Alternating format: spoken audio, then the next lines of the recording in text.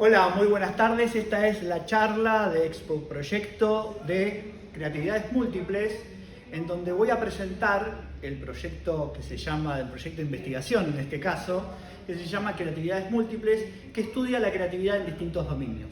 Vamos a ver ahora, porque tiene un nombre muy académico, muy formal, pero vamos a ver que es súper interesante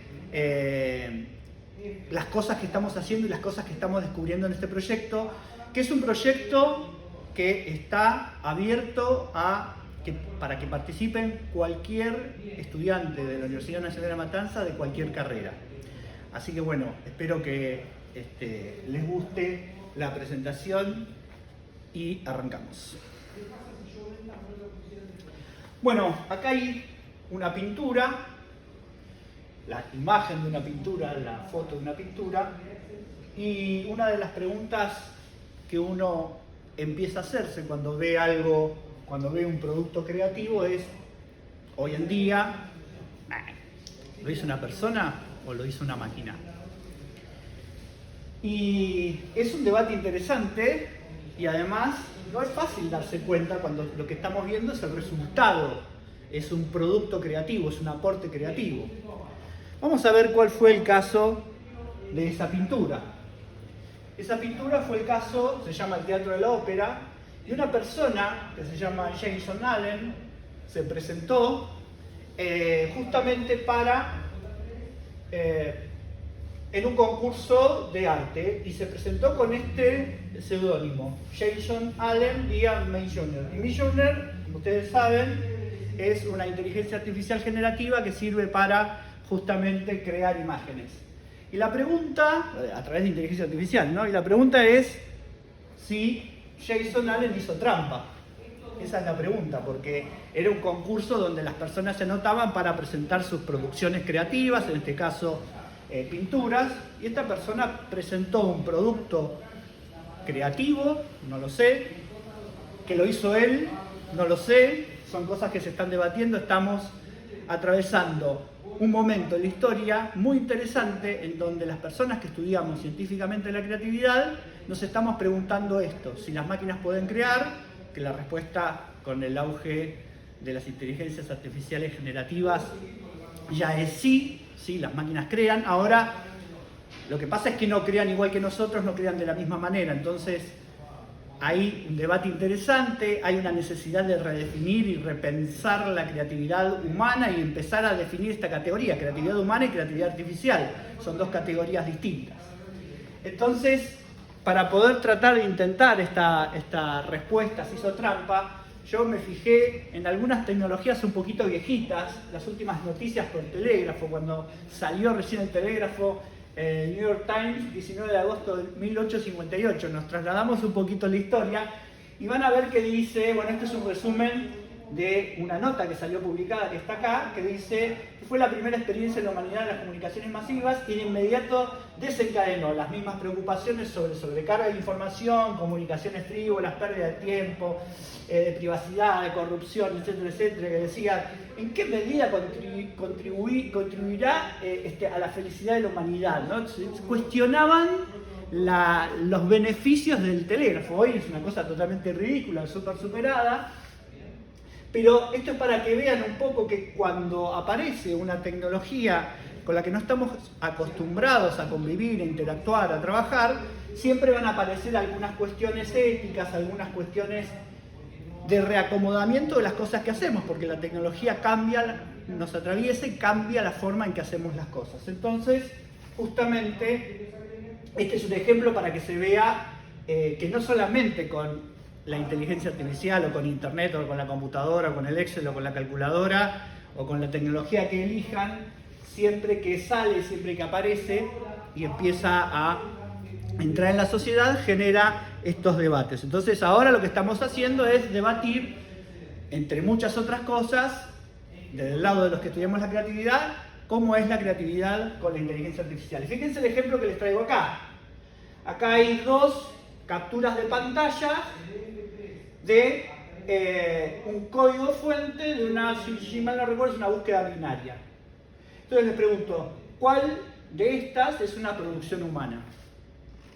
Y bueno, uno, por más que sean muy buenos programadores, si se fijan así al resultado, incluso si las compilas, incluso si interactúan con este programa compilado, no se van a poder dar cuenta cuál lo escribió un humano o cuál lo escribió una máquina, hasta que yo no se los diga, porque observando el producto no es suficiente para entender si lo que se produjo lo hizo una persona o una máquina. Acá ahora yo les digo, esto fue generado por ChatGPT y esto fue generado por una persona. Recién cuando alguien nos dice quién hizo qué, podemos evaluar o saber justamente el generador de ese código fuente en este caso. Ahora, esto sucede ¿por qué? Porque en el estudio científico de la creatividad hay lo que se llama una definición estándar de creatividad, que está definida a través del producto, a través de las producciones.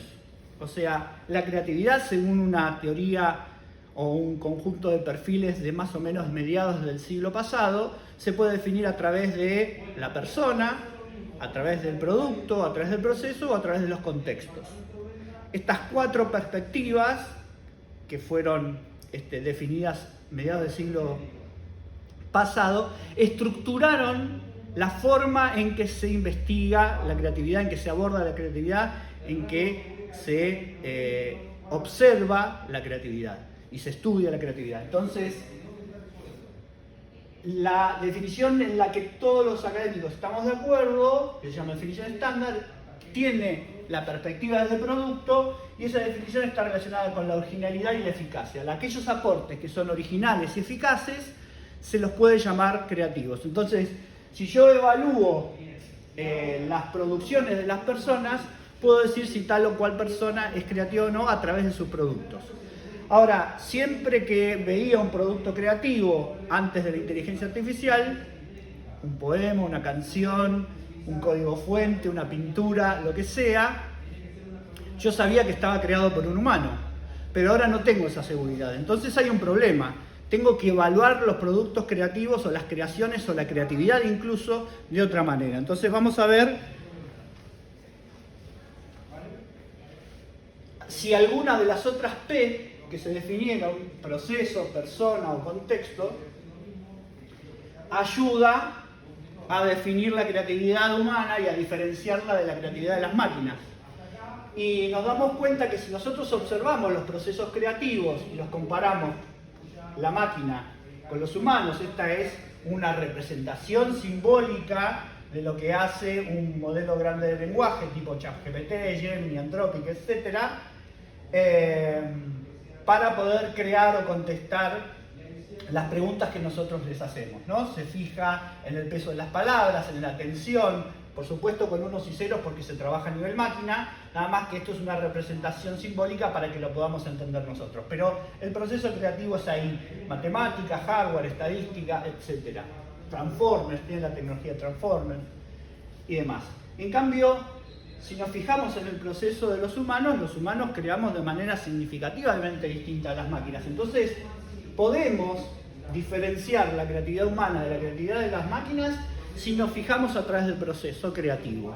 Entonces, el proceso creativo con los humanos somos personas que tenemos distintas habilidades, emociones, intereses, objetivos, etcétera, que interactuamos con otras personas, que tenemos un cierto tiempo determinado para poder dar respuesta, que atravesamos distintas etapas, una etapa de preparación, una etapa de incubación de las ideas, de iluminación y de prueba o valoración, si queremos ser tradicionales y remitirnos a la forma del proceso creativo clásico. Depende del paradigma que estemos usando de creatividad, pero claramente se puede observar acá que humanos y máquinas creamos de manera muy distinta. Entonces, si el proceso creativo de humanos y máquinas es distinto, es interesante tratar de cambiar la definición estándar de creatividad que estaba definida desde la perspectiva de producto y pasarla a la perspectiva de proceso, ya que los procesos son distintos y podemos cambiar o diferenciar, mejor dicho, la creatividad humana de la creatividad artificial. Entonces hay un profesor italiano, se llama Corazza, que propone hacer una mínima modificación a la definición estándar de creatividad para cambiar desde el producto hasta el proceso, hacia el proceso. Entonces mantiene todo y agrega solamente una palabra. La creatividad requiere tanto originalidad como eficacia, que era lo que habíamos visto, pero le agrega la palabra potenciales. Al agregar la palabra potenciales, lo que está pasando es que introduce la dimensión temporal. Si yo evalúo un producto y digo que tiene originalidad y eficacia potenciales, estoy esperando que llegue esa potencialidad, que esa eficacia y esa originalidad llegue. Quiere decir que está variando o cambiando o evolucionando, desarrollándose en el tiempo. Entonces aparece la variable tiempo y nos está de alguna manera corriendo desde el producto hacia el proceso. Entonces este profesor lo que decide, ¿no? Es una teoría que encontramos en nuestro proyecto de investigación y ahora le vamos a decir cómo y por qué llegamos a esta teoría, que es muy interesante. Entonces él define que cada invento, cada aporte creativo, cada producto, lo ve como un episodio de una larga cadena en función del tiempo. Entonces, si yo invento algo, si yo hago un aporte, por ejemplo, esta presentación es una presentación que es mi aporte creativo para la charla. Entonces, en realidad, no es un producto que se tiene que ver como tal y evaluar a ver si es nuevo y valioso o original y eficaz, sino que en realidad es un episodio, un evento dentro de una larga cadena de eventos que se van a ir sucediendo y que van a ir teniendo distintas apreciaciones de esa originalidad y efectividad, que puede generar nuevos episodios. Por ejemplo, esta presentación está generando esta charla y además la charla después se va a convertir probablemente en un post en redes sociales o un artículo también en un blog. Entonces, existe una potencialidad y esto muestra que el proceso creativo es continuo. También aparece, además de la estimación del valor de la originalidad y la efectividad y la concatenación, que es un episodio tras otro, un episodio me lleva al otro, también aparece el concepto de exaptación, que es un concepto que lo toma desde la biología y que dice que alguien podría, por ejemplo, utilizando o remixeando esta presentación, darle algún uso para cual yo no pensé. Yo únicamente pensé que esta presentación iba a servir para esta charla y ya está, pero alguien la puede ver por redes, se la puede bajar, la puede cambiar y puede darle algún otro uso. Eso se llama exaptación, un uso inesperado, un uso que yo no había contemplado. Entonces, nosotros en el proyecto de investigación utilizamos un caso de uso que es el de la invención de la olípila. La olípila es la primera máquina térmica registrada en la historia del año 70, y en la Grecia, en la Alejandría, Herón de Alejandría inventa, que era como una especie de Da Vinci de la época, y que por distintos motivos que no tienen nada que ver con la revolución industrial, la eficiencia de la máquina, la transferencia de energía térmica mecánica, nada que ver. Él era una persona curiosa, le gustaba explorar los conceptos de la física y creaba este tipo de dispositivos por diversión, para entretenimiento. Para los griegos de la época esto era un juguete. Y bueno, después se sucedieron distintos eventos, episodios, algunos más concatenados que otros, pero sí se sucedieron uno tras del otro, que fueron haciendo distintos aportes creativos al dominio, y el dominio es el área de conocimiento de la termodinámica. Fueron apareciendo, acá está la máquina de Savary, la máquina de Newcomen, las mejoras de Watt, la locomotora a vapor, acá aparecen cosas que ya conocemos, el barco a vapor, y después la formalización de un conjunto de conocimientos estructurados, que es la termodinámica, que es una de las maneras de definir el dominio. Este concepto de dominio puede definirse como un conjunto de conocimientos formalmente organizados. Ahora, ¿por qué aparece esta tira ahí violeta que dice framework? Bueno, porque nosotros en nuestro proyecto de investigación desarrollamos un framework para estudiar los distintos episodios creativos en términos de coraza en el contexto. Entonces, si alguien que no tiene este framework se para acá y dice, pero un momento, esto es una máquina térmica, esto transfiere energía térmica a energía mecánica. ¿Cómo puede ser que los griegos en el año 70 no iniciaron la revolución industrial? Y bueno, parece una pregunta tonta, pero ¿cómo se responde formal y académicamente? Bueno, nuestro framework lo que hace es juntar un conjunto de teorías que se utilizan de manera aislada para sintonizar con el conocimiento de esa época, con los dominios formalizados de esa época. En esta época estaba formalizada o estaba mucho más formalizada la neumática que la termodinámica, porque Herón había escrito sobre eso, pero la motivación de Herón, lo que lo motivaba, el contexto, la demanda que había respecto a este tipo de dispositivos no era para generar productos a escala industrial, ni para hacer una revolución, ni para reemplazar al hombre. Tenían propósitos totalmente distintos. Entonces, lo que hace este marco es poner en evidencia que cualquier invento, cualquier creación, cualquier aporte creativo, no solo hay que evaluarlo en ese contexto temporal, sino que también es un episodio de un conjunto de una cadena de estos episodios que se van sucediendo. Incluso no apareció en el año 70. Herón se basó también en Filón de Bizancio, acá Da Vinci también se basó en una máquina de Arquímedes. O sea, esto también defiende la idea importante de que no se crea de la nada, que es una idea súper importante.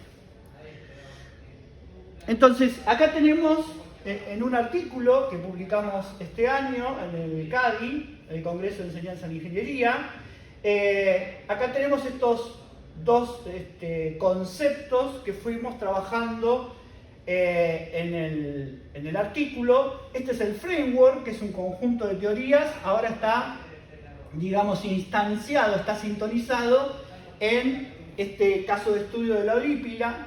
Entonces, ahora les voy a explicar esto, qué quiere decir capa sociocultural o capa de la creatividad humana, pero aparecen un conjunto de preguntas que nos sirven para orientarnos y ubicarnos y poder categorizar, entender, estudiar ese episodio creativo que fue la Eurípila, cuál fue el contexto y demás.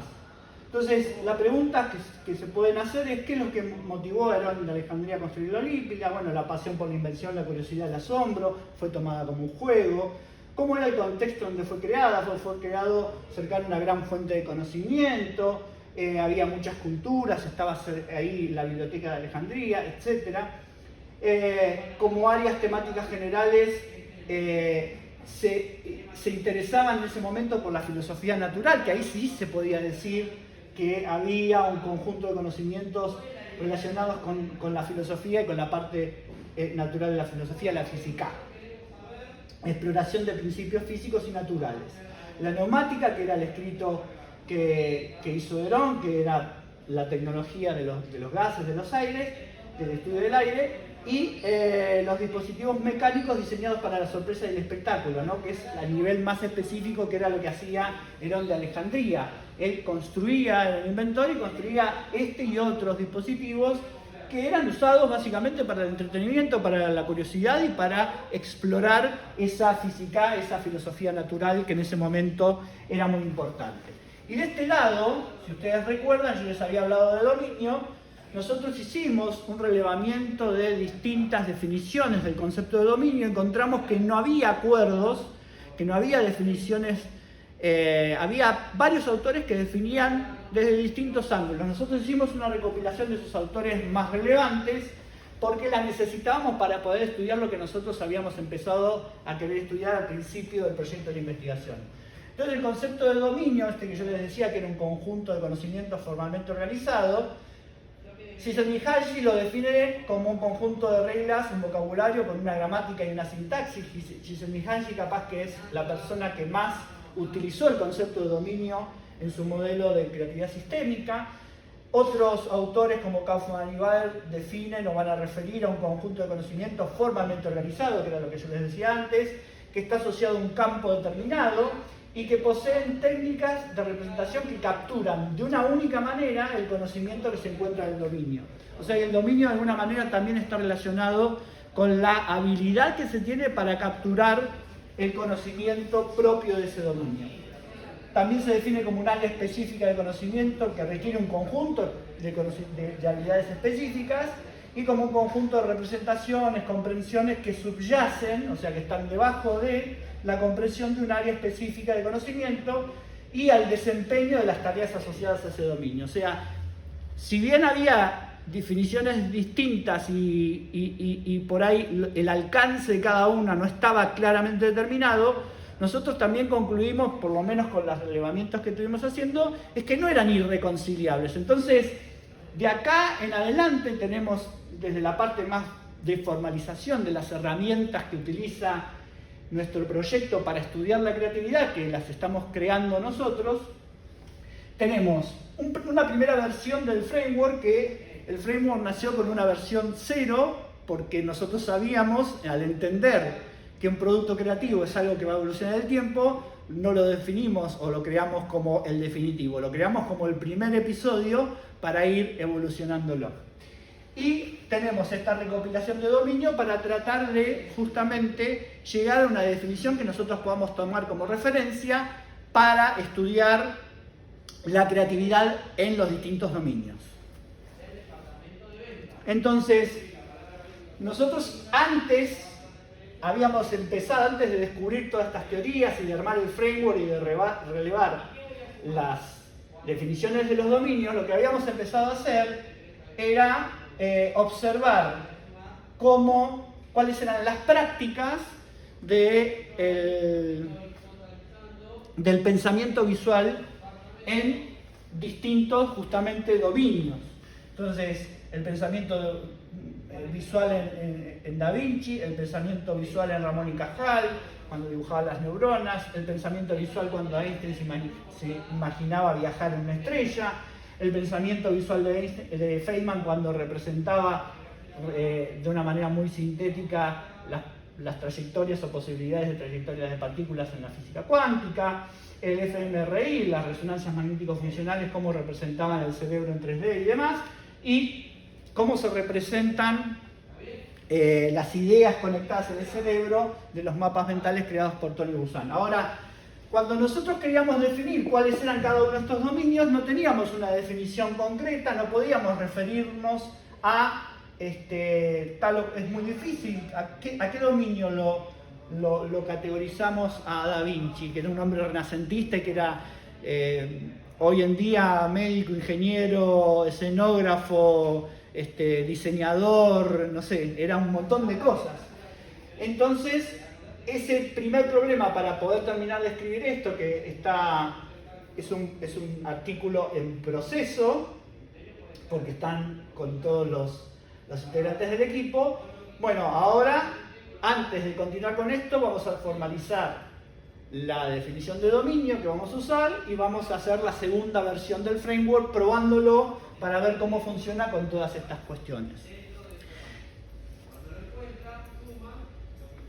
Pero hay una parte de la teoría de coraza que relevamos nosotros y que usamos como la categoría más alta de este framework, que además de explicar o de definir que la creatividad o los episodios creativos están en función del tiempo, en función del contexto, del ambiente, de la percepción de las personas, etc., es universal. Esto quiere decir Dynamic Universal Creativity Process, o sea, proceso dinámico de la creatividad universal. ¿Y qué es la creatividad universal? ¿Qué quiere decir la creatividad universal? Bueno, este autor lo que hace es, entendiendo que además de una creatividad humana hay una creatividad artificial, también encontró que no son las únicas dos categorías o capas, como lo llama él, de creatividad. Hay otras dos creatividades, además de la creatividad artificial y de la creatividad humana, que se llama psicosocial. Y estas cuatro capas de la teoría de Corazza son estas. Corazza dice que cada una de estas cuatro capas es una capa irreductible, no se puede reducir a otro tipo de creatividad o a otra categoría de creatividad. Entonces definió que existe una capa cósmica, que es, o llamada también creatividad cósmica, que es la creación del cosmos, la materia de energía, de lo micro y de lo macro, y que es todo lo que esté relacionado con la materia que hay en el universo, cómo se crea la materia. El cosmos tiene un proceso creativo que otra vez no es igual que el de los humanos, porque entre otras cosas Corazza dice que no hay una motivación, ¿no? Simplemente sucede,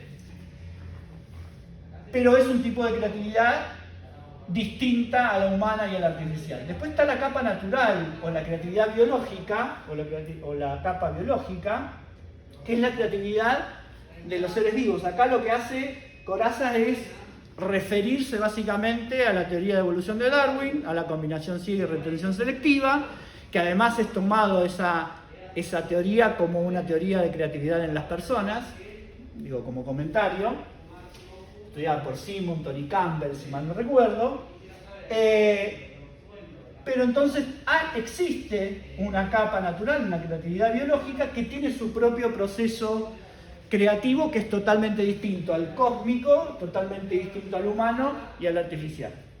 Esta creatividad humana, psicosocial, también de algunos papers refiere como creatividad sociocultural, cuando escribe con autores socioculturales como Glavenu, es la creatividad que conocemos nosotros, es la creatividad nuestra, la creatividad humana. ¿Sí? Y por último aparece esta categoría que es la creatividad artificial, que es la generación, otra vez, de aportes nuevos y valiosos, originales y eficaces por las inteligencias artificiales.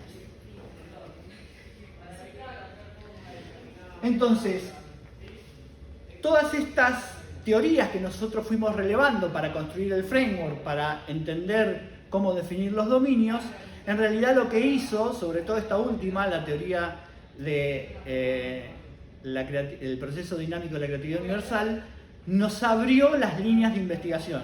O sea, empezamos a querer, el objetivo de los últimos 2 años de la investigación era definir, identificar las prácticas en cada dominio y tratar de ver cómo esas prácticas de cada dominio se pueden trasladar a la ingeniería para poder favorecer ideas creativas, para poder aprender la ingeniería mejor, para poder crear productos de la ingeniería, etcétera, etcétera. Cuando nos encontramos con ciertos inconvenientes, que fueron justamente cómo define un dominio y cómo define una práctica o define un producto, pero en su contexto, aparece esta teoría de Corazza y nosotros se nos abre una cantidad de líneas de investigación, o sea, sube un nivel de abstracción el proyecto de investigación que estábamos teniendo. Entonces, si bien nosotros íbamos en algún momento a meternos con la creatividad artificial entendida como un dominio nuevo, ahora formalizamos utilizando estas 4 capas. Entonces, hay 3 líneas principales. Una de las primeras líneas principales es justamente el de la creatividad cósmica, creatividad biológica, creatividad psicosocial o humana y la creatividad artificial. ¿Qué quiere decir?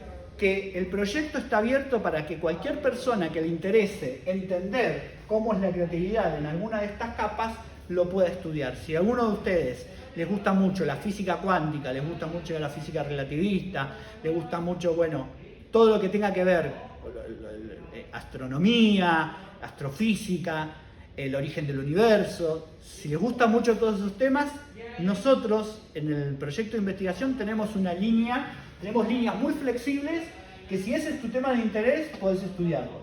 Si te interesa, si estás por ejemplo estudiando en el departamento de salud, de ciencia de la salud, y te interesa la parte biológica, te interesa cómo fueron evolucionando las células, cómo se crearon a partir de componentes, o cómo se creó la vida, ¿no? Que hay un libro muy interesante de Bill Bryson que habla justamente de las condiciones en que aparecieron el primer ADN allá 3.500 millones de años en la historia. Entonces, si te interesa toda la parte biológica, vos podés elegir algún tema de tu interés y estudiarlo porque estas líneas de investigación lo permiten. Todo lo que es la creatividad humana, que es la creatividad que conocemos todos, si estás en abogacía, deportes, económica, sociocultural, en cualquier departamento, con cualquier carrera, hay la posibilidad de estudiar la creatividad en la capa humana, la creatividad psicosocial, porque atravesamos todo el quehacer humano. Los que estudiamos la creatividad nos metemos en todo. Entonces, esta capa también. Y si típicamente sos una persona que estudia informática o no, o por ahí estás en alguna otra carrera en donde indefinidamente, indefectiblemente van a aparecer o se va a meter la inteligencia artificial y te interesa estudiar algo respecto de eso, ¿sí? Siempre desde el punto de vista creativo, ¿no? Cómo se generan, por ejemplo, cómo puede diagnosticar un médico con la ayuda de la inteligencia artificial, cómo puede crear un diagnóstico. Bueno, siempre desde el punto de vista de la creatividad, ¿te interesa eso? También las líneas son flexibles para que puedas trabajar en ese sentido. La creatividad humana, una línea exclusiva que fue con la que nosotros empezamos, esta la mantenemos, específicamente buscamos entenderla en distintos dominios, entonces eso sigue, pero que es exclusiva de los humanos, ¿sí? También la línea esta se centra en justamente encontrar aquellas particularidades de nuestra creatividad, de la creatividad humana, que son distintas a la creatividad artificial o a la creatividad de otras capas, biológica o cosmológica. Finalmente, la creatividad artificial, nosotros tenemos toda una parte de nuestro framework que no se vio porque estaba, digamos, sintonizado en el caso de estudio, pero en el marco teórico general del framework se acepta esta capa artificial y se trata de descubrir o definir en cada una de las categorías creadas, o los niveles, mejor dicho, creados, cuál sería el equivalente en el caso de la creatividad artificial. Pero también es una línea flexible que cualquier creación o generación desde este punto de vista se pueda estudiar sin ningún problema. Bueno, para terminar quiero presentarles el equipo. Este es el equipo de investigación que va a arrancar los próximos 2 años. Se mantuvo estable y se incorporaron algunas personas. La idea es agrandar este equipo, que puedan participar. La idea es que estas personas que estamos con el equipo fundacional sean entrenadores y coordinadores de estudiantes y becarios que les interese meterse en el tema de la investigación, que les interese leer artículos académicos, escribir artículos académicos, entender, buscar, justamente aprovechar la tecnología de inteligencia artificial para empezar a buscar hacer investigación con eso también, usarlo como herramienta de investigación. Y para finalizar, la buena noticia es que podés participar. Estamos abriendo la convocatoria para que estudiantes, becarios de cualquiera de las carreras de la Universidad de La Matanza puedan participar en el proyecto, se sumen, ya sea que tengan propuesta o no. Nosotros relevamos los temas de interés que ustedes nos traigan o nos propongan, o cosas que a ustedes les interese mucho estudiar e investigar. Puede ser que aprovechen la cursada de una materia que les gusta mucho dentro de la carrera y dicen: yo quiero ver el tema de la materia desde el punto de vista de la creatividad y quieren usar nuestro proyecto para poder profundizar en esa materia. También bienvenido sea. Les dejamos, para finalizar, nuestras redes. Estamos en Instagram, Creatividades Múltiples, estamos en TikTok, Creatividades Mult, y estamos en LinkedIn. Me buscan por mi nombre y apellido. Se pueden contactar por cualquiera de estos medios y estamos abiertos a cualquier propuesta que nos hagan de investigación, de estudio, y esperamos que este proyecto les interese y puedan participar. Muchas gracias.